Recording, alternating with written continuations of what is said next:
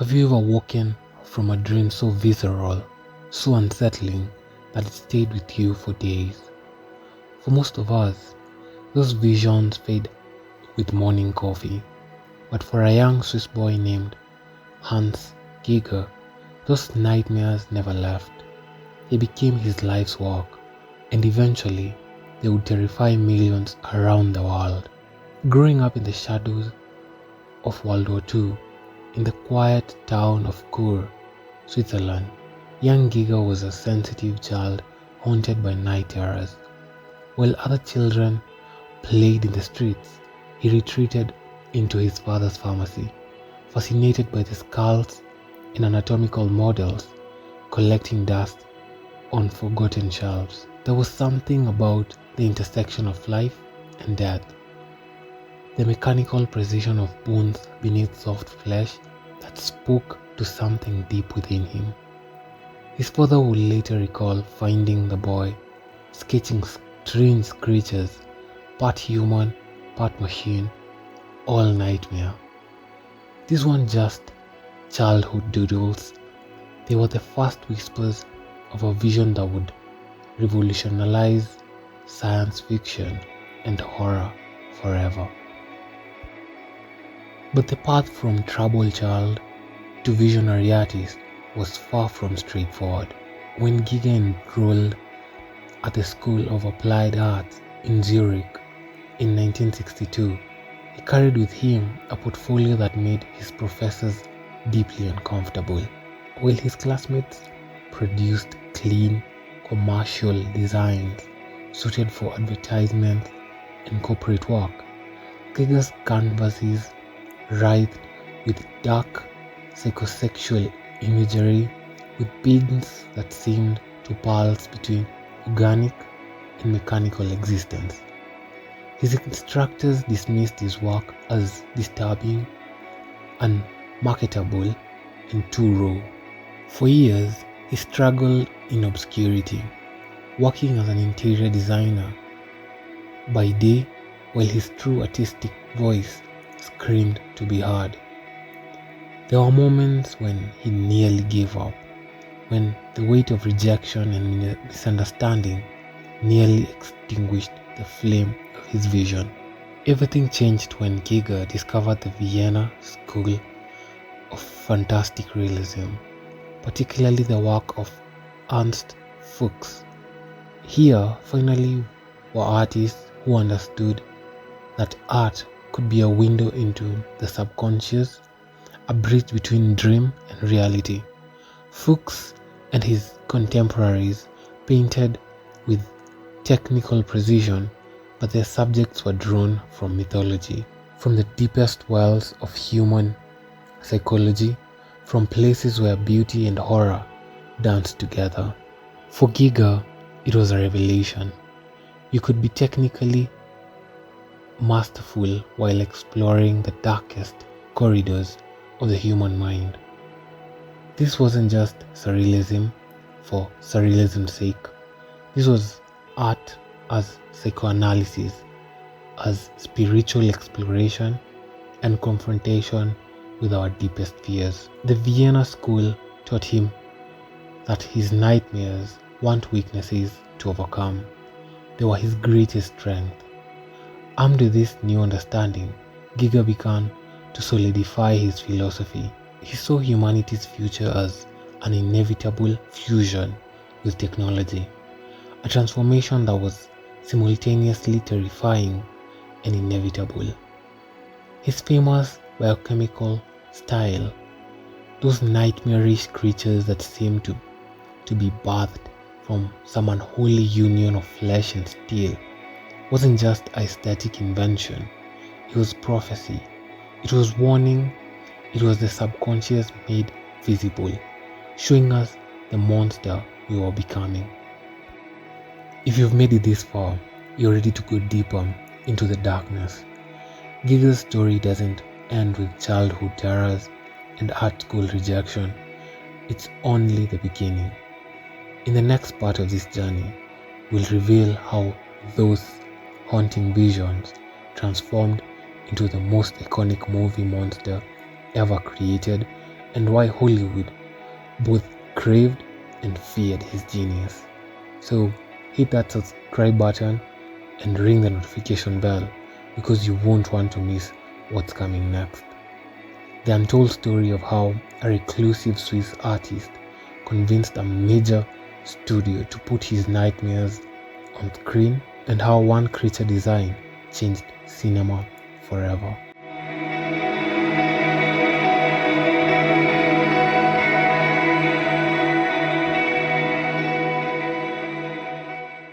In the late 1960s, while the world celebrated the space age and technological progress with unbridled optimism, Giger locked himself in his studio and began painting our darkest future. His breakthrough didn't come from traditional brushstrokes or conventional techniques. It came from an airbrush, that industrial tool typically reserved for retouching photographs and painting motorcycles. In Giger's hand, this mechanical instrument became the perfect medium for his vision, allowing him to create surfaces that seemed to exist between states of matter. The airbrush let him blur boundaries until you couldn't tell where the metal ended and the flesh began, where the organic stopped and the mechanical took over. He would spend countless hours in his dimly lit workspace, building up layers of acrylic in shades of grey, black, and sickly bone white, creating textures that looked simultaneously wet and metallic, alive yet industrial. This wasn't just a new painting technique, it was the visual language of a new kind of horror, one that spoke to something primal about our increasingly mechanized existence.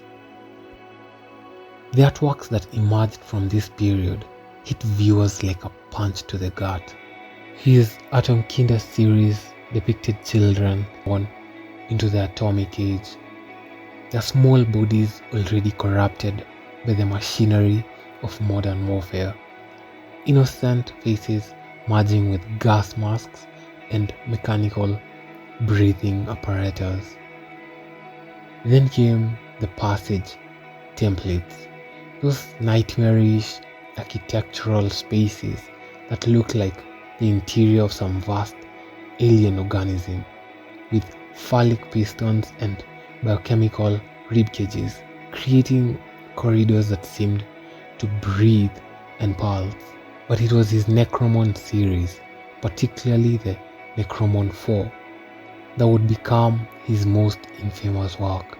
A creature standing upright, its elongated skull housing no eyes, its body a seamless fusion of human musculature and industrial piping, sexuality and violence merged into a single terrifying form.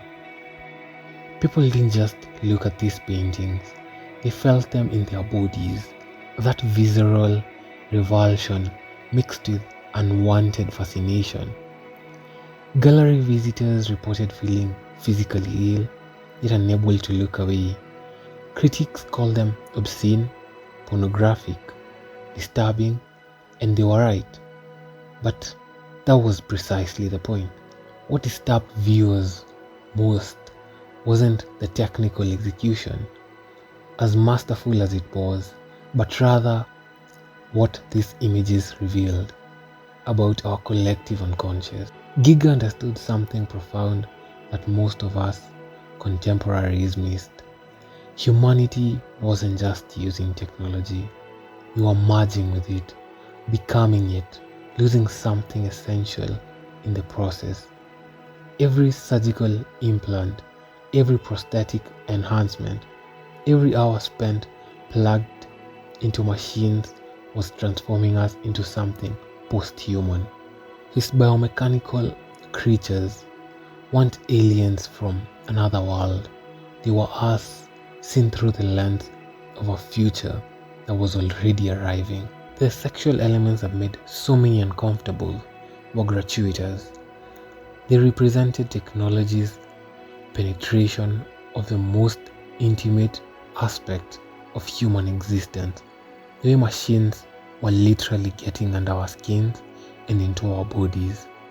Giga saw the computer age coming before personal computers existed, predicted our anxiety about artificial intelligence before anyone called it AI, and visualized transhumanism decades before Silicon Valley started seriously discussing uploading consciousness into machines. His work asked the questions we were afraid to voice. What happens when the boundary between human and machine dissolves completely? Will we control our technological creations, or will they shape us into something unrecognizable? And most terrifyingly, what if the transformation isn't a choice we get to make, but an inevitability already in motion? In canvas after canvas, Giga showed us the cost of progress, the price of our Faustian bargain with technology, and the monstrous beauty of what we might become.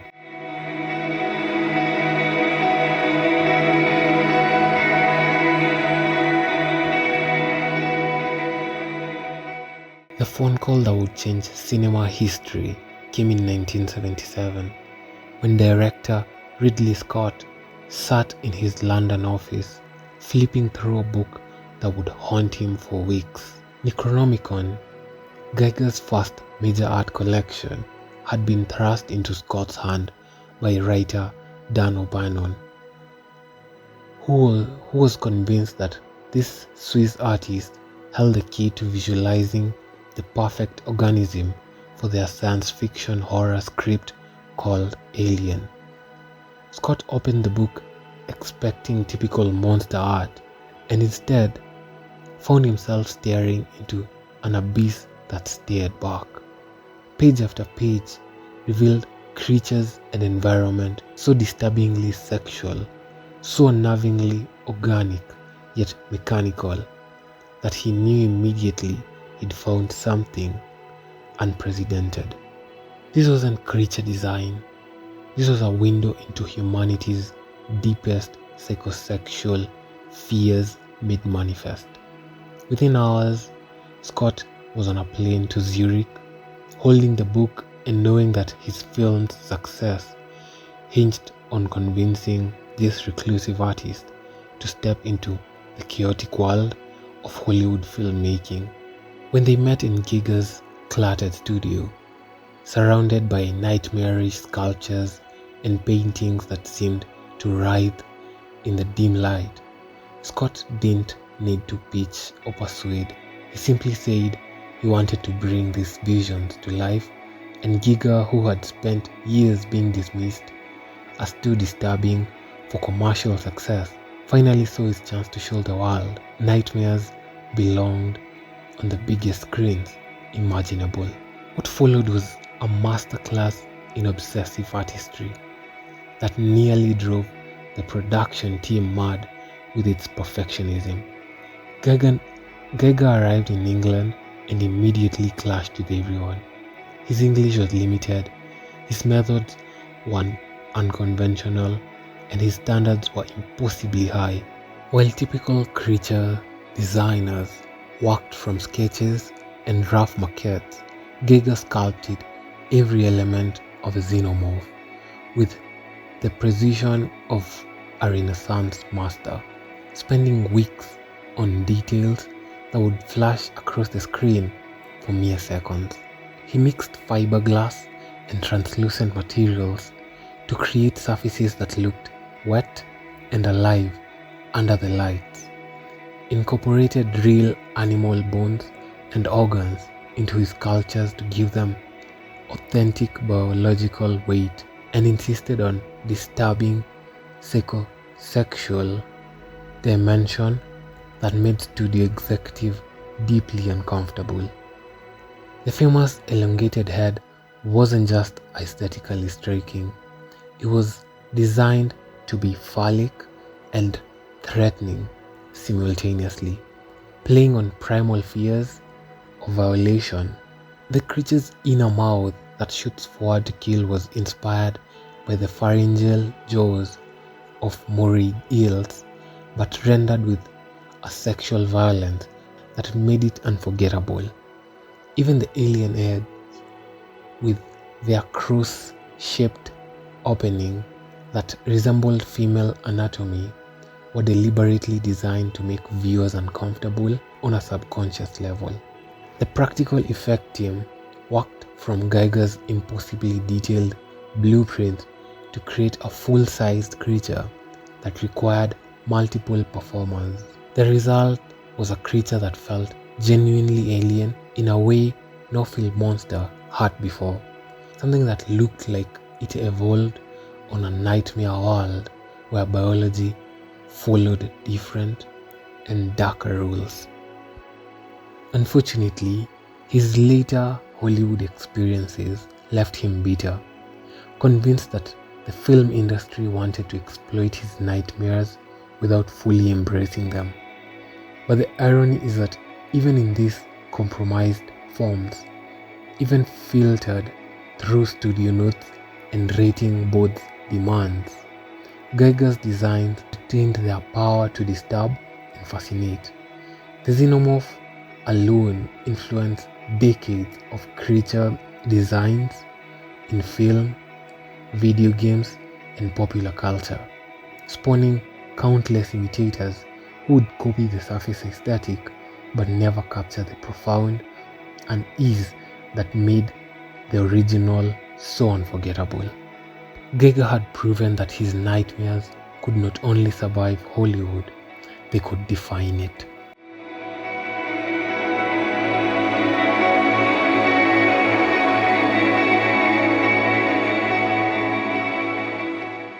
Giger never believed his visions should be confined to canvas and screen. He wanted people to inhabit his nightmares, to sit in them, to sleep surrounded by them. His three-dimensional work transformed the biomechanical aesthetic from something you observed into something that consumed you entirely.